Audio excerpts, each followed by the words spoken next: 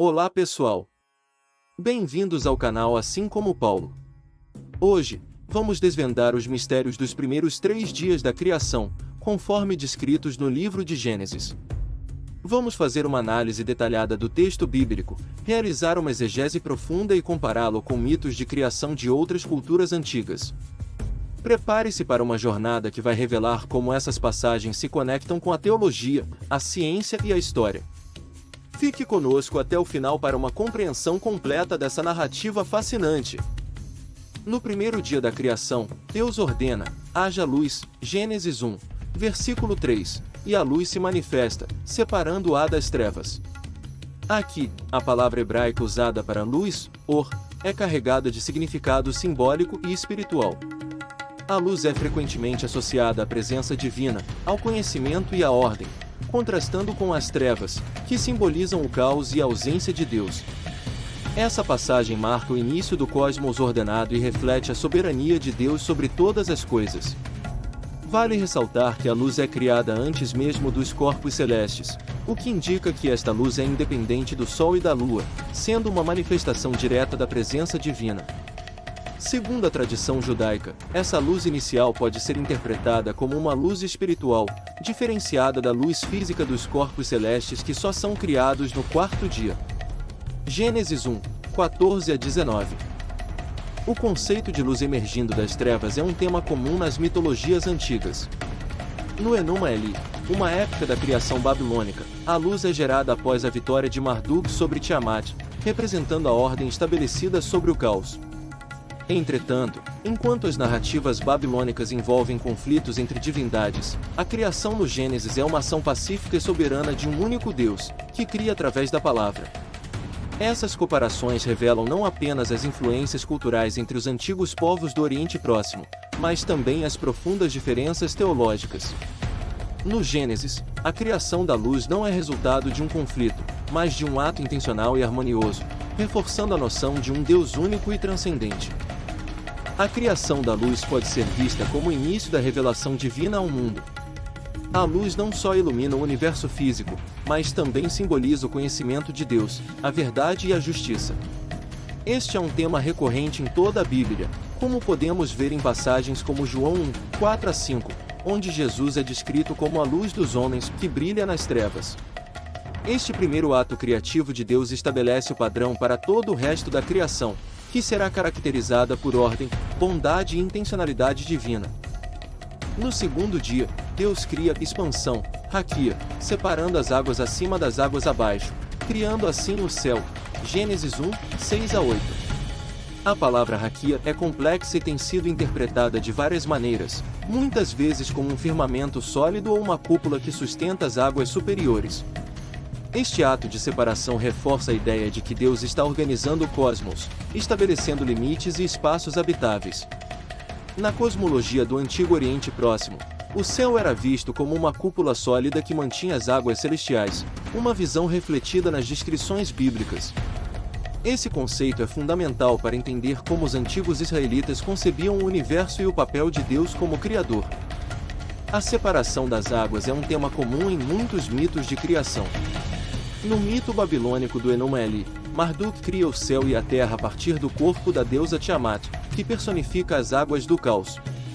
No entanto, ao contrário desses mitos, onde a criação é frequentemente o resultado de violência ou conflito entre deuses, no Gênesis a criação ocorre pacificamente, através da palavra divina.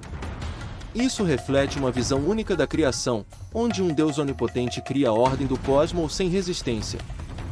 Arqueologicamente, várias descobertas sugerem que a agricultura e o cultivo de plantas eram fundamentais para as civilizações antigas, o que é refletido na ênfase que Gênesis coloca na criação da vegetação.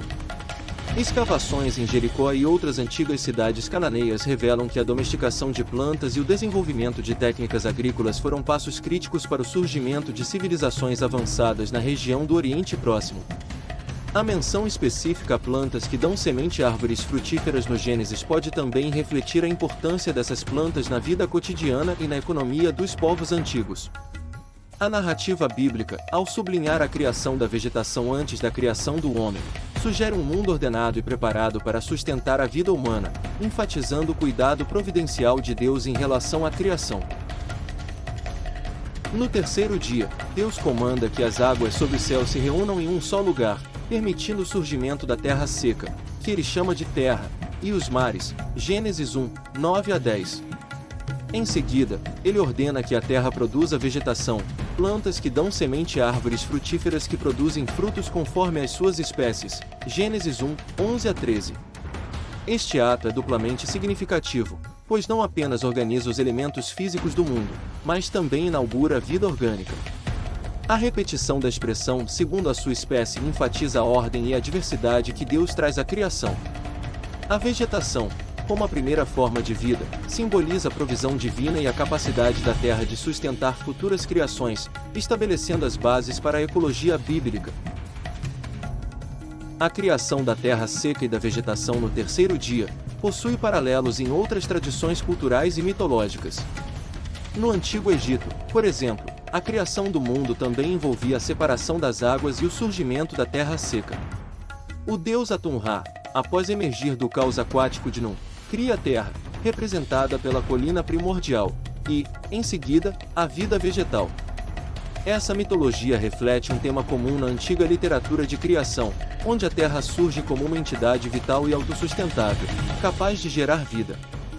No entanto, o relato de Gênesis difere significativamente dessas tradições ao enfatizar a autoridade de um único Deus soberano que, através de sua palavra, traz ordem ao caos de maneira pacífica e meticulosa. Ao contrário das narrativas egípcias, onde múltiplas divindades desempenham papéis na criação, o Gênesis atribui toda a obra da criação a um único Criador, destacando o monoteísmo rigoroso dos antigos israelitas. Arqueologicamente, várias descobertas sugerem que a agricultura e o cultivo de plantas eram fundamentais para as civilizações antigas, o que é refletido na ênfase que Gênesis coloca na criação da vegetação. Escavações em Jericó e outras antigas cidades cananeias revelam que a domesticação de plantas e o desenvolvimento de técnicas agrícolas foram passos críticos para o surgimento de civilizações avançadas na região do Oriente Próximo. A menção específica a plantas que dão semente e árvores frutíferas no Gênesis pode também refletir a importância dessas plantas na vida cotidiana e na economia dos povos antigos. A narrativa bíblica, ao sublinhar a criação da vegetação antes da criação do homem, sugere um mundo ordenado e preparado para sustentar a vida humana, enfatizando o cuidado providencial de Deus em relação à criação. Os primeiros 3 dias da criação nos mostram um Deus que é soberano, cuidadoso e intencional em todas as suas obras. Através da criação da luz, do céu, da terra seca e da vegetação, vemos um padrão de ordem, beleza e provisão que se estende a toda a criação. Esses dias não são apenas eventos históricos, mas também nos oferecem profundas lições espirituais. Eles nos lembram de que Deus é o autor da ordem em meio ao caos e que Ele preparou tudo meticulosamente para a vida humana, incluindo a sua vida. Como essas verdades impactam o seu entendimento de Deus e do mundo ao seu redor? Compartilhe seus pensamentos conosco nos comentários abaixo. Gostou do vídeo? Então deixe seu like e compartilhe com seus amigos para que mais pessoas possam aprender sobre os mistérios da criação. E não se esqueça de se inscrever no canal assim como Paulo para não perder nenhum dos nossos estudos bíblicos profundos. Comente abaixo a sua opinião sobre o que aprendemos hoje. Você também tem uma história para compartilhar? Algo que Deus falou com você nos primeiros 3 dias de criação do mundo em Gênesis? Nós adoraríamos ouvir. E lembre-se, assim como Paulo, prossigamos para o alvo, pelo prêmio da soberana vocação de Deus em Cristo Jesus.